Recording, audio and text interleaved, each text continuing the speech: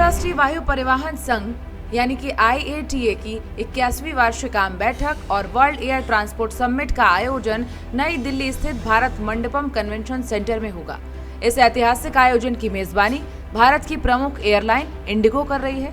भारत में यह बैठक लगभग 42 साल बाद हो रही है। पिछली बार ये 1983 में आयोजित की गई थी और इस आयोजन में दुनिया भर से एविएशन सेक्टर के प्रमुख नेता, नीति निर्माता और मीडिया प्रतिनिधि शामिल होंगे। प्रधानमंत्री नरेंद्र मोदी आज शाम 5 बजे इस कार्यक्रम का उद्घाटन भाषण देंगे। ये भारत की तेजी से बढ़ती विमानन क्षमता और वैश्विक एविएशन में उसकी उभरती भूमिका को दर्शाने का बड़ा मंच होगा। प्रधानमंत्री नरेंद्र मोदी के निमंत्रण पर पैराग्वे के राष्ट्रपति सैंटियागो पेना पालासियोस आज से 4 जून तक भारत की पहली राजकीय यात्रा पर आ रहे हैं। ये राष्ट्रपति पेना की भारत की पहली यात्रा होगी और किसी पैराग्वे राष्ट्राध्यक्ष की अब तक की केवल दूसरी यात्रा होगी। इस दौरान राष्ट्रपति पेना के साथ एक उच्च स्तरीय प्रतिनिधि मंडल भी आएगा, जिसमें मंत्री, वरिष्ठ अधिकारी और व्यापारिक प्रतिनिधि शामिल होंगे। यात्रा के आखिरी दिन यानी कि 4 जून को वो मुंबई जाएंगे।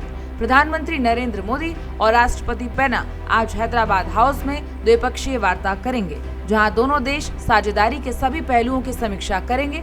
इसके बाद प्रधानमंत्री नरेंद्र मोदी उनके सम्मान में दोपहर में भोज भी देंगे। ऑस्ट्रेलिया के उप प्रधानमंत्री और रक्षा मंत्री रिचर्ड मार्लेस आज से 5 जून तक दक्षिण और दक्षिण पूर्व एशिया की यात्रा पर रहेंगे।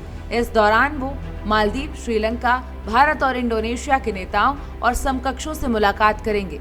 इस यात्रा का मुख्य उद्देश्य भारत प्रशांत क्षेत्र में रक्षा कूटनीतिक साझेदारी को गहरा करना है।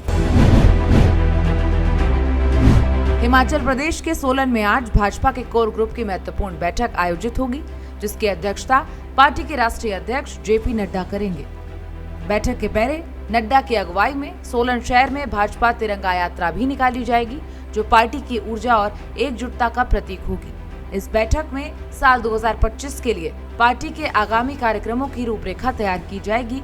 साथ ही 2023 और 24 में चलाए गए पहलों की राष्ट्रीय अध्यक्ष द्वारा समीक्षा भी की जाएगी।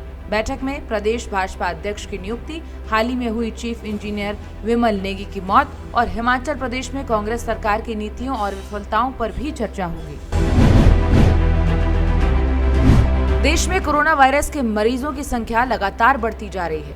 स्वास्थ्य मंत्रालय की ताजा रिपोर्ट के अनुसार देश भर में सक्रिय कोविड-19 केस अब 3,758 तक पहुंच गए हैं। अब तक कुल 1,818 लोग ठीक होकर घर लौट चुके हैं, जबकि इस वायरस से 28 लोगों की मौत हो चुकी है। बीते 24 घंटे में कोरोना के 363 नए मामले सामने आए हैं और इसी दौरान 383 मरीज स्वस्थ होकर डिस्चार्ज हुए हैं। और देश और दुनिया की ऐसी ही ताजा तरीन खबरों के लिए देखते रहिए भारत एक्सप्रेस।